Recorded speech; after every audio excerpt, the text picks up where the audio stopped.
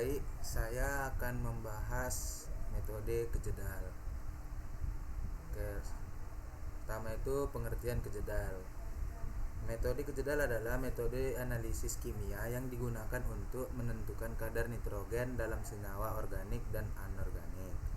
Metode ini banyak digunakan dalam bidang kimia pangan, pertanian, petrokimia, dan industri farmasi untuk mengukur kandungan protein secara tidak langsung, atau karena protein mengandung nitrogen. Lalu selanjutnya prinsip metode kejedal. Yang pertama itu digesti.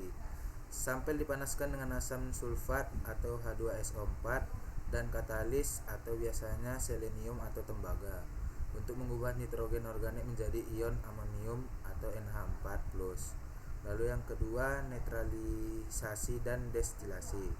Larutan hasil digesti dinetralkan dengan basa atau NaOH, lalu amonia atau NH3 yang terbentuk di suling dan ditangkap oleh larutan asam borat.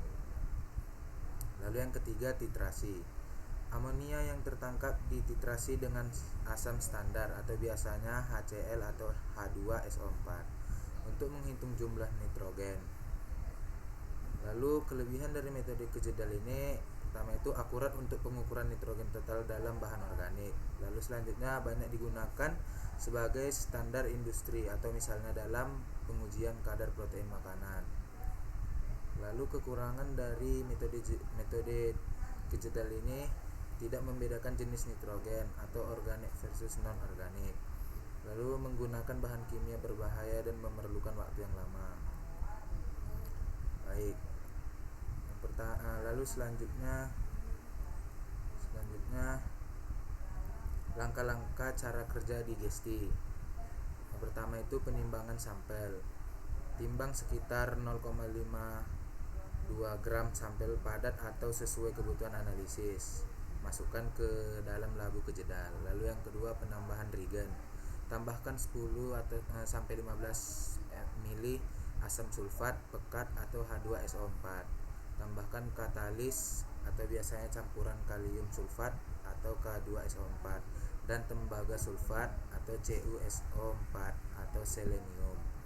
Katalis berfungsi mempercepat reaksi dan meningkatkan suhu didih. Lalu yang ketiga, pemanasan digesti. Panaskan labu secara bertahap di atas pemanas atau biasanya di blok pemanas. Proses ini memecah molekul organik, melepaskan nitrogen sebagai ion amonium atau NH4+. Campuran akan berubah dari warna keruh atau coklat menjadi jernih kehijauan jika proses selesai. Lalu yang keempat, pendinginan. Setelah campuran jernih, dinginkan labu terlebih dahulu sebelum masuk ke tahap destilasi. Lalu langkah-langkah kerja destilasi. Yang pertama itu kita persiapkan alatnya. Siapkan alat destilasi kejedal atau terdiri dari labu destilasi, kondensor dan labu penangkap. Masukkan larutan hasil digesti ke dalam labu destilasi. Lalu yang kedua, netralisasi. Tambahkan larutan NaOH pekat atau natrium hidroksida ke dalam campuran secara perlahan untuk membuat suasana basa kuat. Reaksi ini akan mengubah ion amonium menjadi gas amonia. Lalu yang ketiga itu pemanasan. Panaskan campuran dalam labu destilasi menggunakan pemanas listrik atau blok pemanas. Gas NH3 atau amonia terbentuk dan menguap. Lalu yang keempat, kondensasi dan penangkapan gas NH3. Uap NH3 dialirkan melalui kondensor atau yang didinginkan air sehingga tetap dalam bentuk gas saat menuju labu penangkap. Gas NH3 ditangkap dalam larutan asam borat atau H3BO3 atau asam standar lainnya. Lalu langkah-langkah cara kerja titrasi. Yang pertama itu persiapan larutan penampung.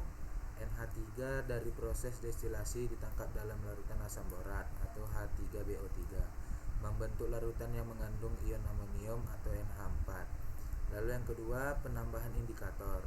Tambahkan indikator campuran, misalnya indikator merah metil dan brokresol hijau. Warna awal larutan biasanya hijau karena larutan berada dalam kondisi basa lemah. Lalu yang ketiga, proses titrasi. Titrasi larutan dengan asam kuat standar, misalnya HCl atau H2SO4 menggunakan buret. Amonium dalam larutan akan bereaksi dengan asam. Lalu Lalu yang keempat, titik akhir. Terjadi saat warna larutan berubah dari hijau ke abu-abu lalu ke merah muda, menandakan bahwa semua NH3 sudah dinetralkan oleh asam. Lalu yang kelima, pencatatan volume. Catat volume asam yang digunakan dari buret. Data ini digunakan untuk menghitung kadar nitrogen dalam sampel. Baik, sekian, terima kasih.